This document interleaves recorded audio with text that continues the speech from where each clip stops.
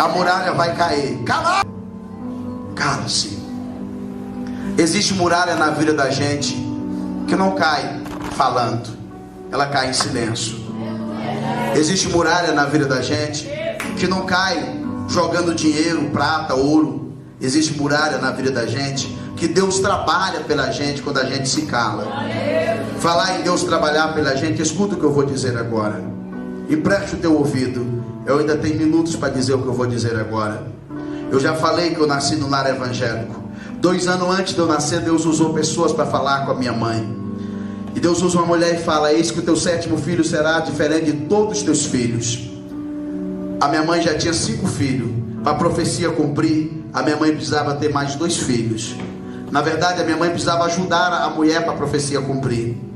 Passou mais 1 ano, a minha mãe teve a minha irmã Iva. Mais 1 ano depois, completando 2 anos a profecia, a minha mãe ficou grávida. Quando a minha mãe ficou grávida, era eu que estava sendo gerado dentro do ventre dela.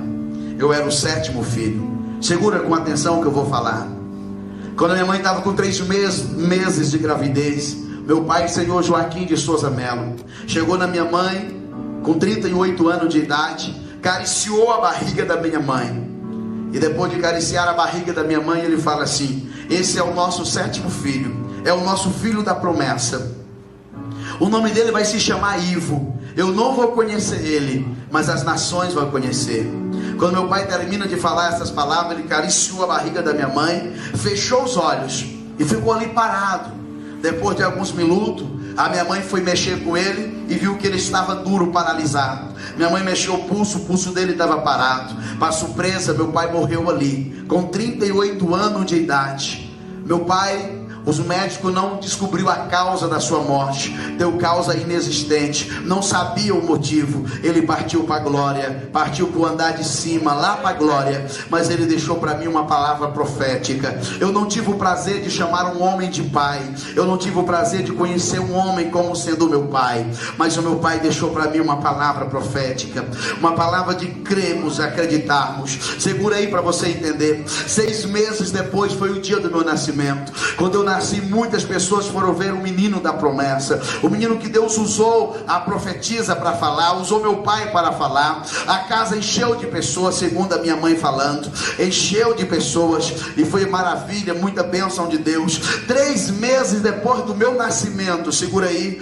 Deus fala com a minha mãe, e a palavra de Deus que veio para minha mãe foi essa: pega todos os meninos e leva para o rio, aonde tu lava roupa. Minha mãe morava na cidade de Araguaína, lá tem um rio chamado Rio Lontra até o dia de hoje. A minha mãe lavava a roupa e passava para as pessoas, para nos manter vivos. Afinal de contas, ela não tinha nenhum parente próximo, e tinha 7 filhos para cuidar. Ela não tinha esposo, ela não tinha ninguém, a não ser Deus e os seus trabalhos. A minha mãe aquele dia perguntou: Senhor, até o pequenininho de 3 meses de vida, o Senhor Deus disse para ela: até o pequenininho recém-nascido, levam todos para o rio. A minha mãe pegou todos nós, levou para o rio, colocou nós debaixo do pé de uma planta, de uma árvore, e nós estávamos ali debaixo, ela lavando roupa, lavando aquele sol quente. 42 minutos depois que minha mãe estava ali lavando aquela roupa, veio uma moça por nome de Nazaré. Aquela moça veio gritando em alta voz: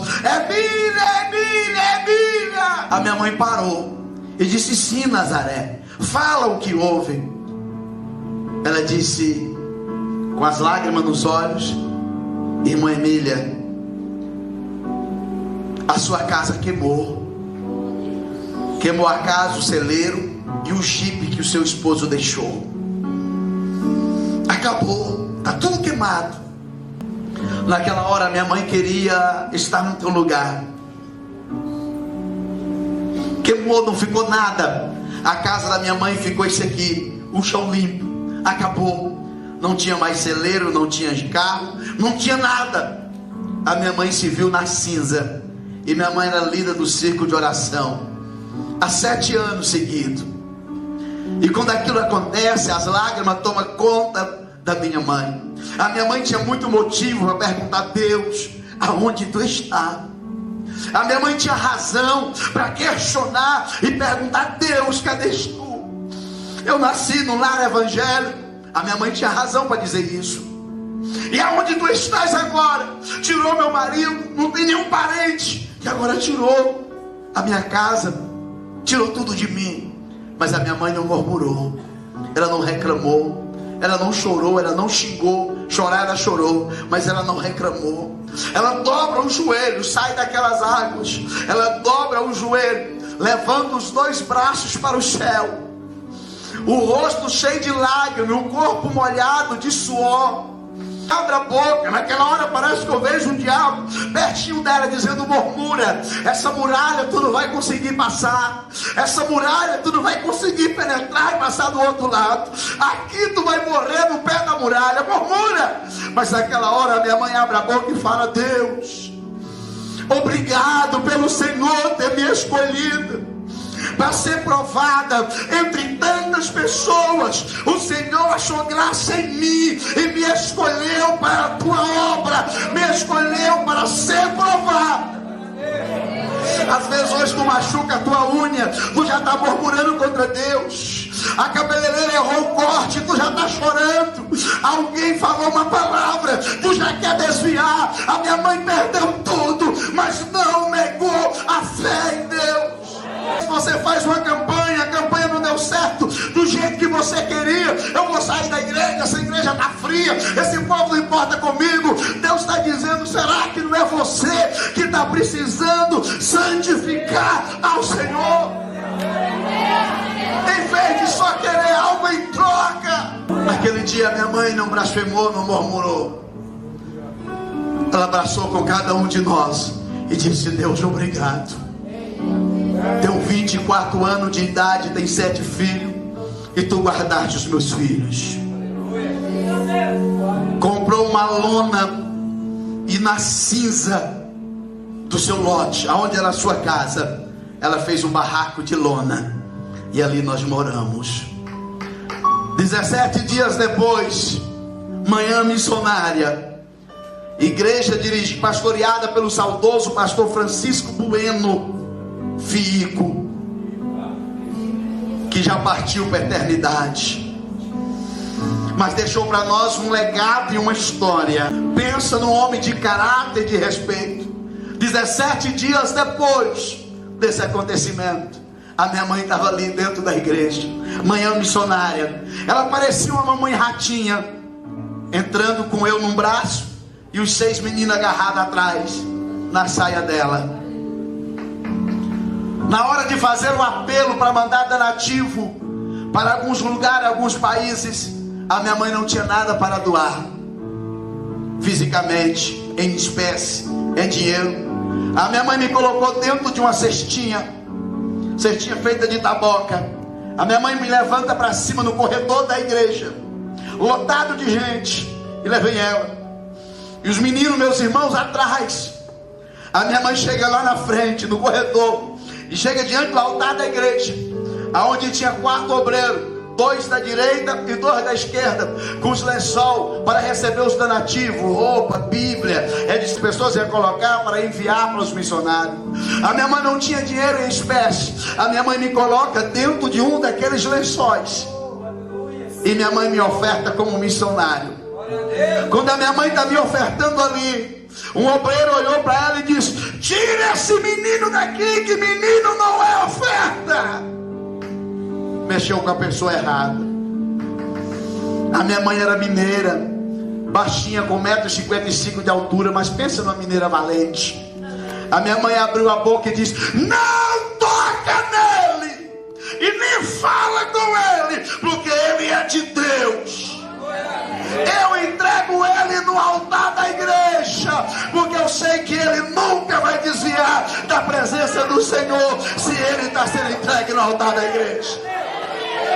Pastor Fico pediu para minha mãe para entregar o menino, entregou para ele, que era eu. Ele me levanta para cima no meio da igreja, bebezinho com 3 meses e 17 dias, e ele fala: este menino, muitos ouvirão falar do Deus que ele serve e do nome dele sobre esta terra. E me abençoou. Alabando que, eu amo esse Jesus. Eu amo esse Jesus. Sabe o que a minha mãe fez? Além dela me doar, ela olhou para o pastor depois e disse: eu também vou doar o lote que era a minha casa para construir uma igreja. E hoje lá no bairro São João tem lá uma igreja para a glória do Senhor, na cidade de Araguaína. Um dia o Senhor está dizendo para mim e para você: o que você faz chorando hoje terá resultado amanhã. Mas hoje Deus está dizendo: santifica. Segura aí. Segura para você entender uma coisa agora. Eu vou pular lá para frente. Segurou? 9 anos depois, a minha mãe desviou da presença do Senhor. Ela fez a pior coisa da vida dela. Quando eu falo que a minha mãe desviou, eu não estou falando que ela largou de ler a Bíblia. Eu não estou falando que ela largou de ir para a igreja. Eu estou falando que minha mãe desviou por completo. O inimigo não usava ela. Ela era que usava o inimigo já. De tão perturbada e atribulada que ela ficou. Foi morar na cidade chamada cidade de Xinguara. Ali eu fui congregar com o pastor Deusdete Sepetimo Ramos, que é pastor lá até hoje. Na cidade de Xinguara, na Avenida Brasil. Lá na cima, na frente tem a Avenida Xingu. Aqui tem a Avenida Brasil cruzando com a Duque de Caxias. Eu estou falando que a minha mãe montou um bar. Ela contratou 9 mulheres para ser prostituta. Ela fez uma casa de 14 cômodos. E aqueles cômodos ali tinha quarto separado que ninguém mexia. Era para fazer os programas de prostituição. Os meus irmãos desviaram também. Só eu permaneci indo para a igreja. Só eu permaneci no chamado. Eu tenho 13 anos de idade. Estava faltando menos de uma semana para completar 14 anos de idade. A minha mãe chega em mim numa manhã de sexta-feira. Foi uma manhã mais triste da minha vida. A minha mãe chega em mim possuída pelo demônio. A minha mãe olha para mim e fala: Ivo, a partir de hoje eu não te considero mais como a sua mãe. E a partir desse momento eu entrego a tua alma ao diabo. E desejo que tu morra debaixo de um carro, todo esbagaçado. Se for você, eu vou dar gargalhada. Se não for você, eu vou chorar de tristeza. E dentro desta casa de 14 cômodos, não cabe mais nós dois. Motivo, porque tu és crente. Aleluia. A mesma mulher que me entregou no altar da igreja era a mesma mulher que me entregava na mão do diabo agora. Naquele dia eu não tinha palavra. Eu não tinha... Acabou o chão para mim. Meus irmãos me abraçaram. Era minha mãe que tinha falado. Eu dei meus poucos trapozinhos de roupa que eu tinha. Coloquei dentro de um saco estopa. Lembra daquele saco estopa, aquele saco de pano? Coloquei dentro de um saco estopa. Peguei aqui, coloquei aqui no ombro. Desorientado, saí pegando carona para chegar na cidade de Marabá. Nunca tinha ido em Marabá. Mas desorientado, sem saber o que fazer. Peguei minha bíbliazinha velha, rasgada, coloquei dentro do saco e saí. Cheguei em Marabá, quase às 18 horas da tarde. Estava garoando, chovendo, aquela chuvinha fina.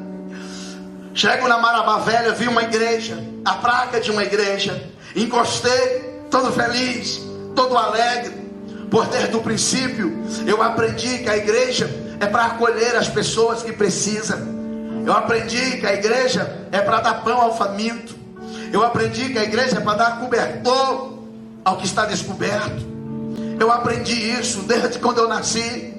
E eu bati ali na esperança de algo para mim. Eu estava com sede, eu estava com fome, eu estava arrasado dentro da minha alma. E quando eu bato ali, saiu a filha do pastor. A filha do pastor disse: pai, tem um rapaz aqui, um jovem, um pastor português, os olhos bem azulzinhos, cabelo louro. E eu contei para ele toda a minha história. Eu narrei para ele tudo da minha vida. Aquele pastor olhou para mim e deu uma terrível gargalhada. Eu vi o demônio nele. Nem toda igreja que tem a placa de igreja quer dizer que é a igreja santificada. Pessoas que pregam quer dizer que é viva aquilo que prega. Nem todas as pessoas que subam no altar quer dizer que é verdadeiro com o que se fala. Para subir no altar desse aqui, a gente tem que santificar. Não é só chegar aqui e subir de qualquer jeito, não. Porque o que você vai falar vai gerar bênção nas pessoas ou maldição. E você será culpado pelas suas palavras. porque você pregou e ensinou errado, e as pessoas podem ser condenadas por sua causa. Então pregue, mas viva o que prega. Amargou minha alma. Ele deu uma gargalhada terrível, viu Satanás nele. Ele olhou para mim e disse assim: tu nunca será nada na vida. Eu disse para ele: por quê? Ele disse: primeiro, porque tu és pobre. Segundo, porque tu é negro. Pobre eu sou até hoje, negro também. Eu disse para ele: pastor, eu só quero a calçada da tua casa, da igreja, para passar a noite. Eu só quero um copo com água para beber. Eu só quero um pedaço de pão para comer.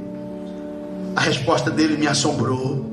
Ele olhou para mim e disse: quer comer? Coma lixo. Quer beber? Beba lama. Aquilo doía dentro da minha alma. Eu não tenho vergonha de falar isso.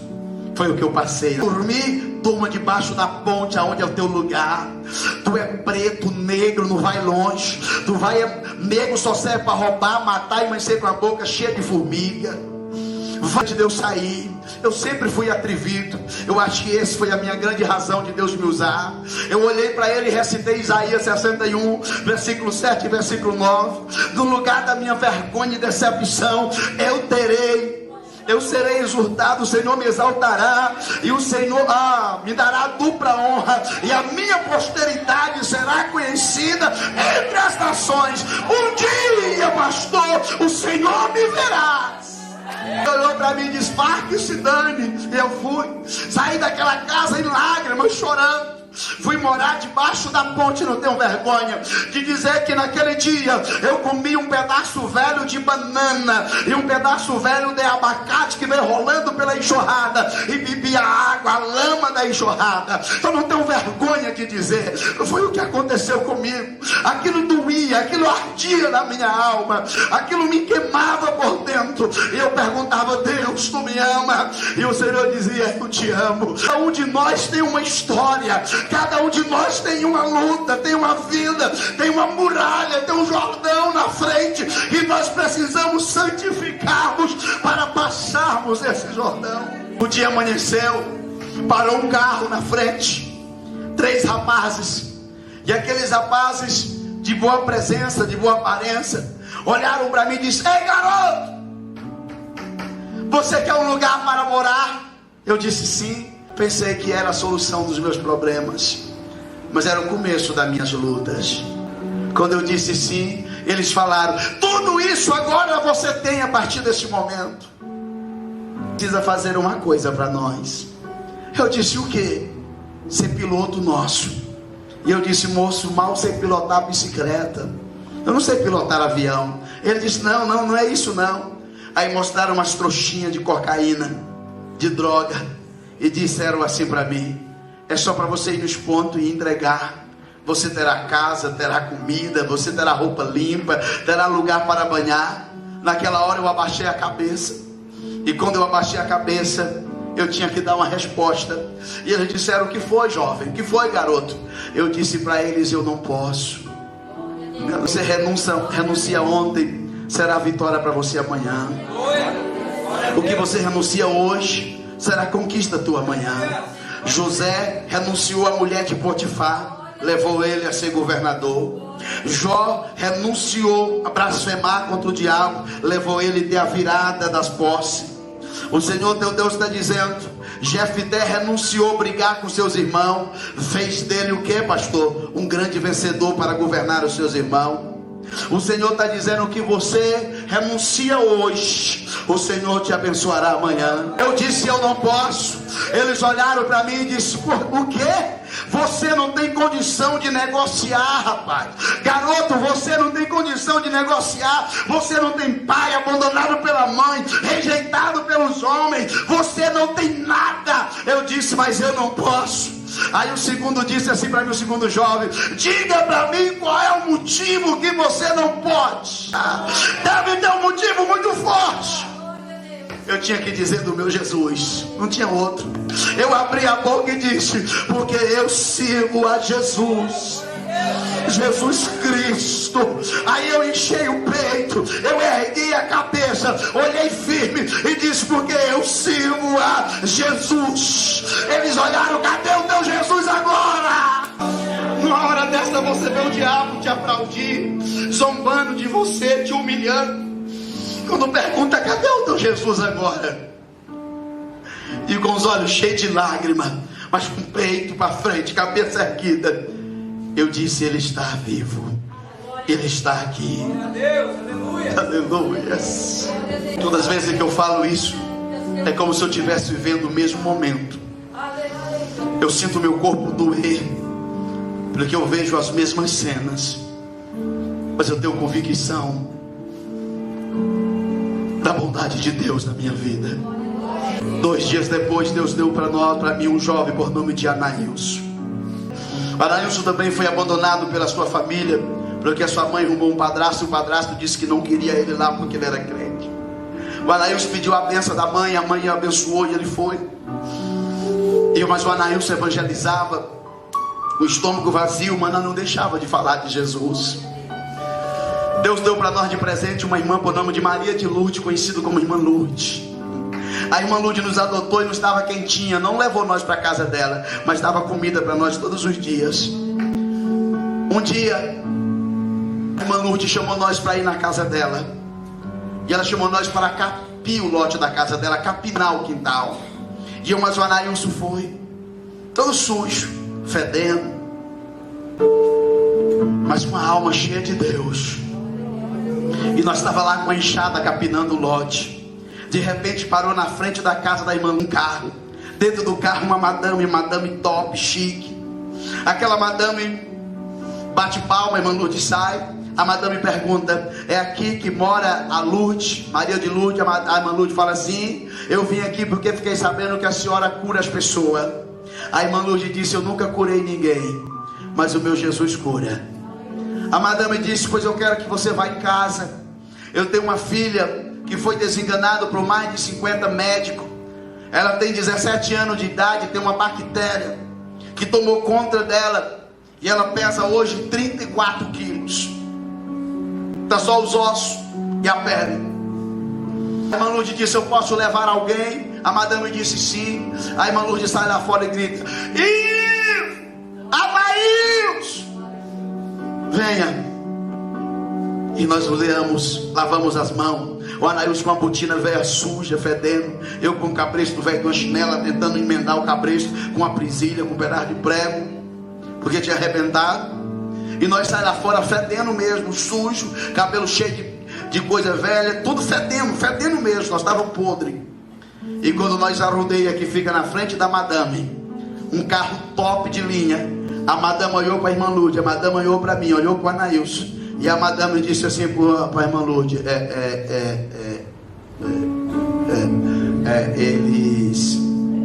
eles vão? A irmã Lourdes abriu a boca e disse: se eles não forem, eu também não irei. A madame não está também. Mas a irmã Lourdes sentou na frente, no banco da frente, mas o Anailson sentou no banco de trás. Dentro da casa da mulher, era um jardim, uma coisa mais linda era a frente. De repente, quando nós estamos descendo, eu desci, a irmã Lourdes desceu. O Anailson ele era um jovem explosivo, cheio da glória de Deus. Ele não tinha vergonha de glorificar. O Anailson abre a boca e começa a falar em línguas, irmão. E ele começa a sapatear e pular, só com a perna só. Quando o Anailson está pulando e fazendo assim, e sapateando, a madame chegou perto da irmã Lourdes, sem querer. A madame olhava para o Anailson, olhava para a irmã Lourdes, e a madame disse assim para a irmã Lourdes: diga que ele não é, doido, não é louco. A irmã Lourdes olhou e disse: o quê? Você está pensando que ele é doido, é? Ele está falando com Deus, mulher. E a madame olhou e disse: é assim que fala com Deus, é? A irmã Lourdes disse: isso aí é só o começo. Tu quer ver mesmo é quando Deus resolver falar. É agora ele que está falando. Mas tu quer ver é quando Deus resolver responder o que ele está falando. Meu Deus, já pulava, falava em língua. E a madame assustada com aquilo. Entramos para dentro da casa. Trouxeram a menina, magrinha, só o couro e o osso. A menina veio para a irmã Lourdes orar. A irmã Lúcia diz: Anailson, ora. O Anailson grandão, 1,86 m, ele abriu a mão, pastor Marcos. Sabe o que ele fez? Ele deu um tapa aqui no estômago da menina. Mas foi um tapa. Pá! A menina fez isso. Pá! Quase 2 metros de distância, ela afastou para trás, bateu na parede com a mão. Está curado em nome de Jesus. Está sentindo alguma dor? Não, estou curado. Está curado. Se não tiver, eu vou orar de novo. Não, estou curado. Ele botou o pé na frente e disse: se não tiver, eu vou orar de novo. Não, estou curada. Mãe da madame. A velhinha tinha uma dor de cabeça, uma enxaqueca que não tinha remédio que curava. Pensa na tribulação. E aquilo doía. E a madame disse assim: a senhora pode orar por ela? A irmã Lúcia disse: sim, ora, Anailson. O Anailson abriu as mãos. A velhinha veio com aquela cabecinha mulher aqui. Os dois ouvindo.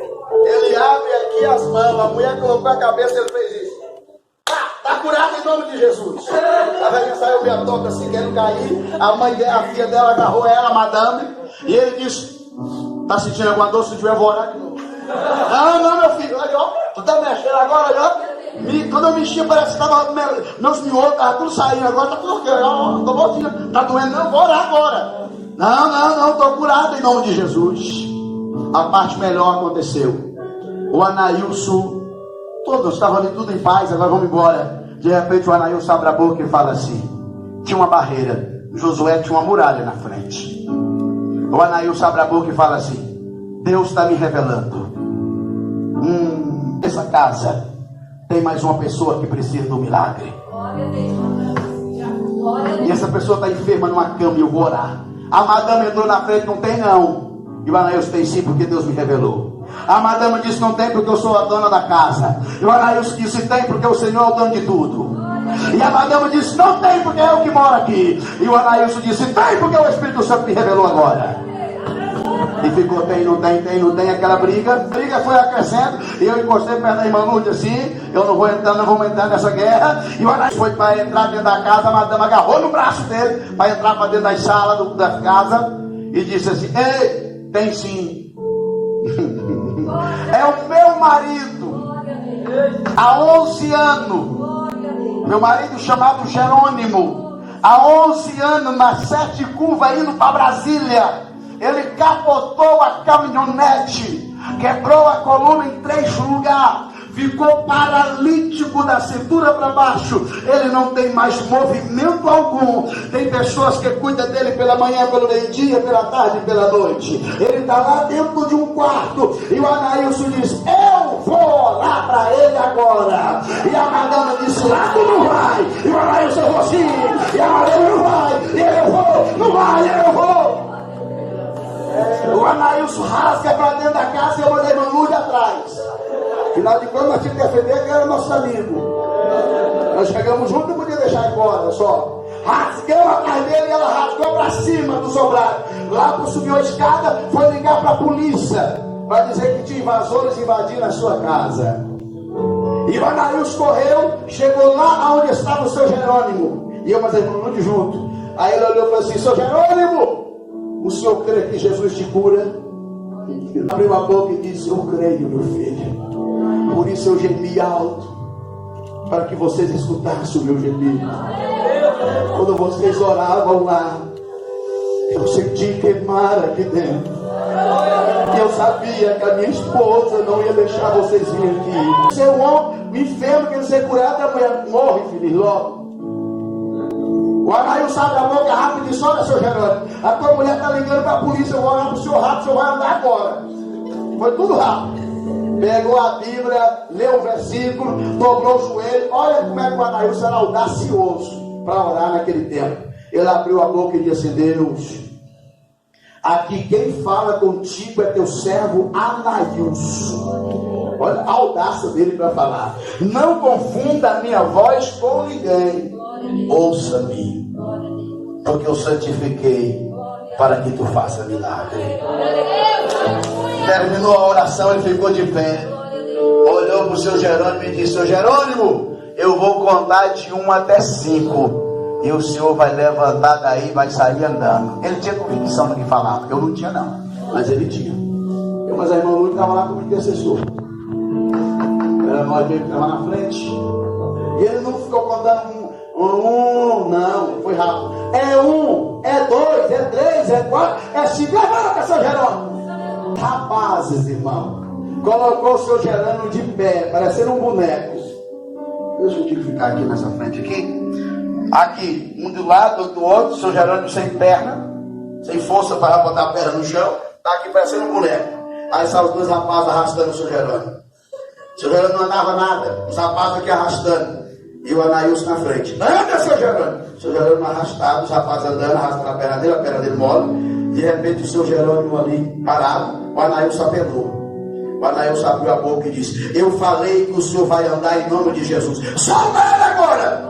Os rapazes eram pagos, com medo de soltar e o vai cair e morrer. E o Anailson: solta agora! Soltaram o seu Jerônimo. O seu Jerônimo ficou dentro aqui, ó, caçando lugar para escorar, não tinha perna. E os rapazes tentando segurar, ele disse: não segura, anda agora, seu Jerônimo. O seu Jerônimo fez isso aqui. Ele saiu parecendo um robô. Ele fez isso aqui com as pernas.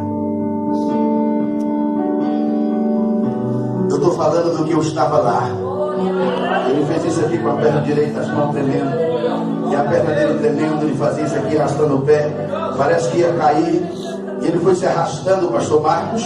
Parece que ia cair. O Anailson foi tomado pelo Espírito do Senhor. O Anailson abre a boca com a autoridade de Deus e diz: seu Jerônimo, o senhor não está andando, o senhor está se arrastando. Levanta o pé e anda agora. Seu Jerônimo fez isso.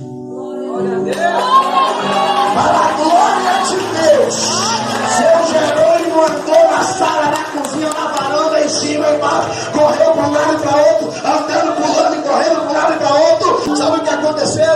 De repente chega na porta da casa a viatura da polícia. Sabe quem chega? Delegado. Ai, Jesus. Chegou o delegado, o soldado Nunes, o soldado Cavalcante. Chegou do lado um do outro com a arma em punho. E estava ali: cadê os invasores? Cadê os invasores? Cadê os invasores? E eles já entraram com a arma. Quando chegaram lá, estava eu, a irmã Lourdes e o irmão Anailson. E o seu Jerônimo em pé, cheio da glória. O seu rosto transpirava glória. E aquela glória tomava conta. De repente, quando o delegado viu aquilo, o delegado caiu de joelho com a arma em tudo. E disse: eu quero o teu Jesus. Caiu no pé do Anailson e disse: eu quero teu Jesus. O soldado Nunes e o Cavalcante caiu de joelho com a arma e a cinta cheia de bala e gritava: nós precisamos do teu Jesus. Nós queremos o teu Jesus.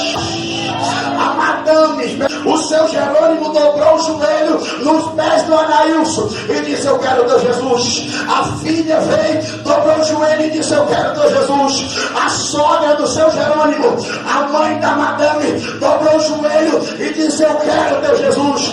Quando a madame chegou, toda periquitada, saltão grandão, toda bem arrumada, ela viu aquela cena, ela empurrou todo mundo, dobrou o joelho, colocou o rosto nos pés, cheio de lama do Anailson, e diz: eu que preciso do teu Jesus. Eu estou sentindo a glória do Espírito Santo. Essa muralha vai cair. Quando terminou tudo, a madame olhou para a irmã Lourdes e disse: o que é que eu faço por eles? A irmã Lourdes disse: pergunta a eles. Não faça por mim, faça por eles. A madame olha para mim e fala: qual é o teu desejo? Eu disse: fazer seminário. O seminário que você quer fazer tem aonde? Eu disse: tem em Pindamonhangaba, tem aqui em Belém do Pará. Ela ligou para o pastor Firmino da Anunciação Gouveia e pagou 5 anos adiantado e disse: eu estou enviando um jovem para o seminário aí. Eu quero que vocês cuidem dele como se fosse meu filho. O Firmino da Anunciação Gouveia é português. Um português me rejeitava lá atrás, agora outro abriu os braços. No dia que eu cheguei lá, ele disse: seja bem-vindo, meu filho. Eu fiquei 5 anos no seminário em Belém do Pará. Quando eu completei peraí. E a madame perguntou ao Anailson: o senhor é mais audacioso do que eu? Qual é o teu sonho? O Anailson disse: eu fui expulso de uma família e o meu sonho é construir uma família, casar, ter filhos e nunca desprezar uma família. Na hora que o Anailson faz e fala isso, a menina fez assim para a mãe dela. A mãe olhou para ela, menina, ela disse: mãe, está ardendo aqui, está mexendo aqui. A menina, a mãe disse: quieta, minha filha, está mexendo, mãe. Eu posso. Pode o quê? Fazer parte do sonho dele, ser da esposa. Ela, a madame e o seu Gerânio já balançou a cabeça e disse: está aceito. Ele casou, tem 2 filhos, mora em Boston, nos Estados Unidos, para a glória de Deus. Depois que passei os 5 anos no seminário, casei, bem novo. Quando eu casei, irmãos, eu sou convidado para pregar no congresso de jovens. Aleluia. Quando eu chego para pregar no congresso de jovens na cidade de Marabá, esse Deus é lindo. Quando eu vou entrando dentro da igreja, eu fui diácono menino com uns 14 anos, 16 anos eu fui presbítero, 18 anos eu fui evangelista, os 20 anos eu fui consagrado a pastor. Eu não queria ser consagrado a pastor pela convenção geral CGABB, mas o pastor Firmino levantou a boca e disse, porque o povo falou assim: não se faz pastor como antigamente, consagrar um menino para ser pastor. Eles tinham razão. Eu era mais do céu, 46 quilos, mas ele disse assim: se ele cair e fracassar, eu responsabilizo pelos pecados dele. Pastor, o senhor conhece o pastor Firmino? Aquilo doeu dentro de mim, parece que era uma sucuri que tinha me abraçado, quebrou meus ossos. Eu dizia dentro de mim: eu nunca posso pecar, nunca posso desviar. Quanto vida eu tiver, o Firmino dizia, o pastor Firmino, eu responsabilizo pelos pecados dele. Agora está eu e minha esposa para pregar, eu pregar e minha esposa me acompanhando. Quando eu chego lá, o pastor olhou assim, olhava de novo e eu entrando, parece que ele viu um fantasma, mas não era não, era eu mesmo. Quando eu chego no altar da igreja, ele olha para mim e fala: tu lembras de mim? É tu mesmo? Eu disse: sim. O senhor lembra de mim? Eu disse: lembro. Ele disse: você me perdoa? Pisa nos ossos. Mesmo os ossos que você pisa um dia vai ficar de pé para te ajudar. Eu disse: o senhor está perdoado, meu pastor. Mas ele não se conteve. Ele pegou o microfone e disse: igreja, esse jovem que vai pregar hoje, casado, pastor, há quase 7 anos atrás, ele chegou na minha casa pedindo um pão, pedindo água e pedindo lugar para dormir, a calçada. Eu assassinei o ministério dele. Mas está aqui minha esposa de prova e meus 2 filhos. E todo dia que eu ia almoçar ou jantar, eu dizia: Deus, não deixe aquele jovem morrer enquanto eu não ver ele de novo. Olhar nos olhos dele e dizer para ele para me perdoar. Ele olhou para mim e disse: jovem, tu me perdoa? Eu disse para ele: pastor, o senhor está perdoado. Eu lembrei, eu via toda a cena. Eu disse para ele: pastor, as suas palavras me mantêm em pé. Todas as vezes que eu pensava em desviar, eu ouvia a sua voz dizendo: tu é pobre, tu é negro, tu nunca vai ser ninguém. Juramento para mim mesmo que eu tinha que me manter de pé. Meses depois ele foi para Lisboa, Portugal, ele morreu, partiu para a glória lá. Agora vai eu pregar na cidade de Xinguara, Igreja Casa da Bênção, pastor Saulo, aleluia. Nem fui na casa da minha mãe, fui direto para a igreja, estava atrasado, 17 minutos, pastor, que eu estava pregando. A minha mãe entra dentro da igreja, aleluia. Os meus irmãos, a minha mãe teve depressão, e meus irmãos com medo dela ter entrado embaixo do carro, anunciou no rádio, no carro de som. De repente alguém disse: eu vi a dona Emília entrando na igreja dos crentes da Casa da Bênção. Quando a minha mãe entrou dentro da igreja, 17 minutos que eu estava pregando, a minha mãe dobra o joelho no meio da igreja e grita: meu filho, eu te amo, me perdoa. Eu volto no braço de Jesus, aonde nunca deveria ter saído. É minha mãe, eu dobrei o joelho, abracei com ela. Você não tem noção que é abraçar com quem você ama. E minha mãe disse: me perdoa. Eu dizia: mãe, a senhora está perdoada, a senhora é minha mãe. E abraçava acochado com ela. De repente meus irmãos entram gritando na igreja. A minha mana Nilva entra gritando e falando: é o Ivo, ele voltou, ele está vivo, olha ele aqui. Dobrou o joelho, todos meus irmãos. E todos eles reconciliaram aquele dia.